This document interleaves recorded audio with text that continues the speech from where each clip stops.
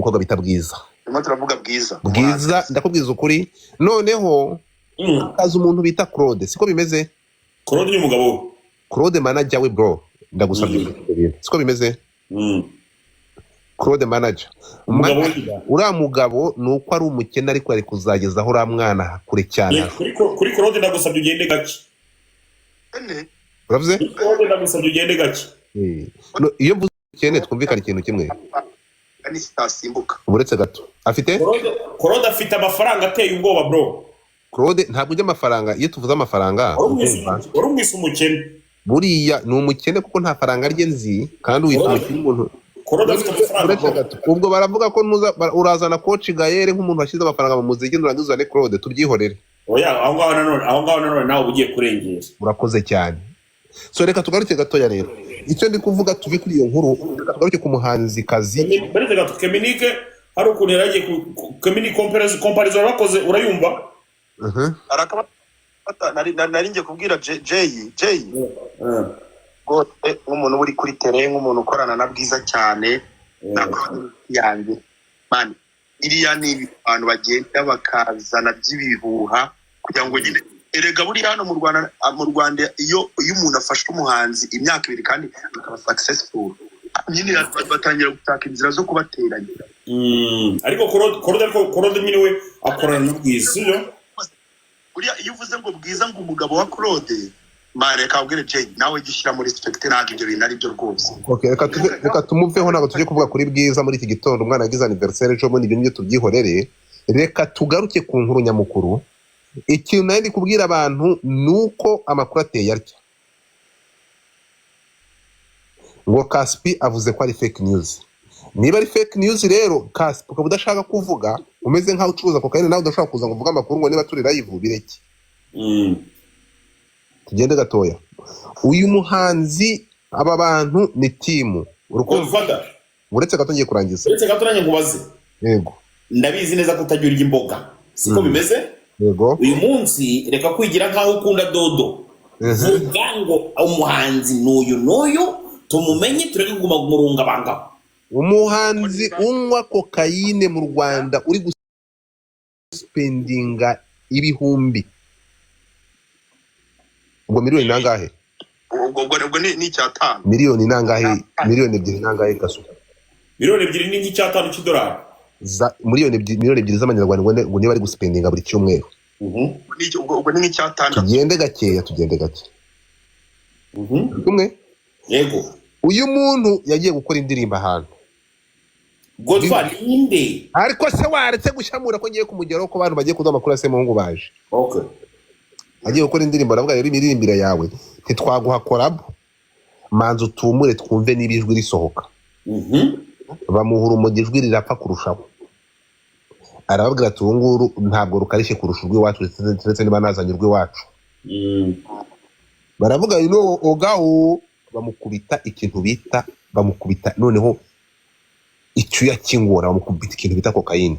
Atangira kuvuga ngo aga avuga ngo oga avuga aga ngo bamuhaye kokayine birababaje ibi bintu bro bamuhaye kokayine umuntu aragenda arapfa iramwica uwari ugiye kuzana kuraba Nigeria azana agapfunyika ka kokayine. Hari ibintu nashaka guconnectinga dose kuzuba kubimenya.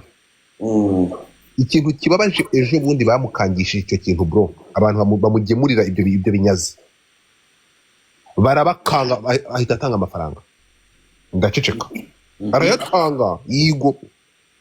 Amakuru mfite uyu muhanzi kazi afite abantu bamusapotinga bo muri diaspora nka team ya management ye ngo muraza kumenya uwo ari we ariko ndavuga amazina ye mu kanya. Yaje kugenda gute ubu turi kuvugana iyo hirya mu byuba bari kugurukana kuko mu mafaranga bamuhaye ibaza umuntu uri guspendinga 2 million every week. Twumvikana ni amafaranga menshi. Sinzi turi kubyumvikana. Birumvikana. So kugeza aho ejo bundi byigize ariko se mwagiye mufunguka amaso mukareba. Muribuka mu minsi ishize nigeze kubaha inkuru zana passport hano y'u Nigeria ukora usenya abantu kongera akabubaka umwe ukora ibibuno by'abakobwa muribuka kugira ngo muconnecting dote nzabaha inkuru kugeza ryari ngiye kubahereza hint ya mbere Jay uzi umutinganyikazi uretse gato uzi umutinganyikazi wo muri Nigeria w'inshuti ya Aria Kuru watwaye umwana muzi umwana bita Shazi muramwibuka uzi ukuntu bamwita umutinganyikazi washinjwe wafungishije nani Don Jazzy se no Shazi ni Shazi ninde uyu Shazi ndamuzi wari umukobwa mwiza cyane w'umunyarwandakazi wafungishije ndafungishije nde yafungishije Davis D bavuga ko imyaka y'ubukure muramwibuka nyuma biza kugenda gute uyu mukobwa yagiye muri Nigeria aragenda ahinduka uruzingo murabizi cyangwa ngo mubyibuka ndabyibuka uretse bamwe amafoto y'umukayareba noneho nigeze gukora inkuru kuri uyu mutinganyikazi wo muri Nigeria ufite amafaranga menshi cyane Don Jazzy no ni ikindi gitinganyikazi cy'igikobwa iki gitinganyikazi cy'igikobwa ndashaka kujya mu connecting dote mu bintu uyu muntu abantu niba hari n'inzego ziri aha ngaha babimenye ibintu ntabwo mbere bivuze ariko reka tubivuge none dushize amanga uyu mutinganyikazi agiye kumara abana b'abanyarwandakazi uyu mukobwa niwe wahuje Aria Kuru n'umugabo we wo mu Nigeria urababyaranye tugende gakeya cyane Godfather uretse gato muribuka ngiye kurangiza uretse gato none naje inkuru muhite muyumva neza cyane Aria Kuru ntago ari inshuti yanjye ntateze no kuzongera kuba inshuti yanjye wenda uretse muramubaga cyane hari ibintu yabivuyemo uretse gato hari ibintu yabivuyemo ni kuva inkuru kugira ngo mumve inkuru munyumve neza cyane aha ngaha turabikurura tubizane Jay unyumve muribuka umunsi Aria Kuru yagiye gufungura yafunguye live ari gutukana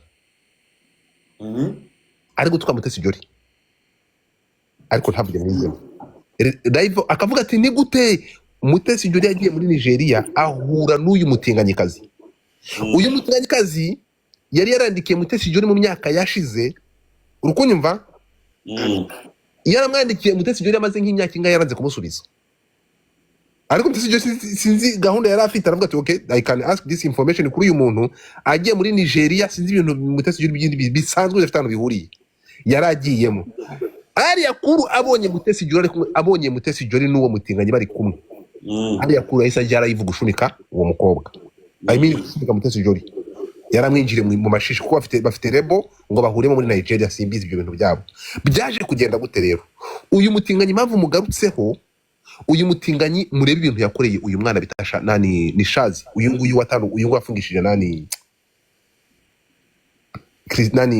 Davis D